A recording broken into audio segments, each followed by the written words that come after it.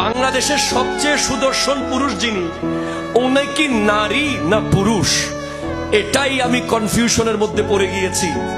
এমন ফিতনা এখন যুবকদের হাতে হাতে স্মার্টফোন, যেখানে যুবকরা ফ্রি ফায়ারের মতো বেহায়া অশ্লীল, যেখানে পাবজির মতো গেম, যেই যুবক নিজে ভাত খাবে না, মারা যাবে কিন্তু গেম ছাড়বে না, যেখানে এমন এমন গেম বর্তমান যুগে দেওয়া হচ্ছে, যে গেমগুলো লাস্ট মিশনে গিয়ে যুবক করতে হবে মিশন, ডোন্ট টেক আদারওয়াইজ।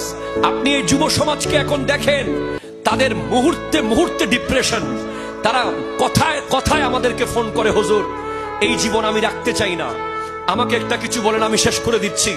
নিয়মিত আমাদের কাছে ফোন আসে, নারী সংক্রান্ত ডিপ্রেশন, পরীক্ষায় ফেল করার কারণে ডিপ্রেশন, দল ক্ষমতায় না থাকার কারণে ডিপ্রেশন, বিভিন্ন রকমের ডিপ্রেশন। এই যুব সমাজের জন্য বর্তমান সময়ে যখন যুবকরা কোন দিকে যাবে, কিশোর গ্যাং,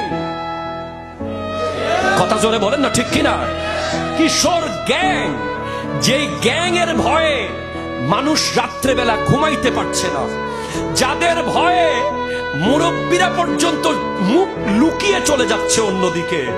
এমন পরিস্থিতি যে এই যুবকরা যারা আজ মসজিদের জায়নামাজে আলো হবে, যারা সমাজের প্রতিটা জায়গায় মানুষের জন্য হিলফুল ফুজুলের মতো খেদমত করবে, এই যুব সমাজ আজ ওয়েস্টার্ন কালচারে আসক্ত। আজ প্লেয়ারদেরকে ফলো করতে গিয়ে, গায়কদেরকে ফলো করতে গিয়ে, নায়কদেরকে ফলো করতে গিয়ে, বড় বড় লিডারদের থেকে 2-4 টাকা পাওয়ার আশায় তাদের জীবন আজ বিপন্নের পথে।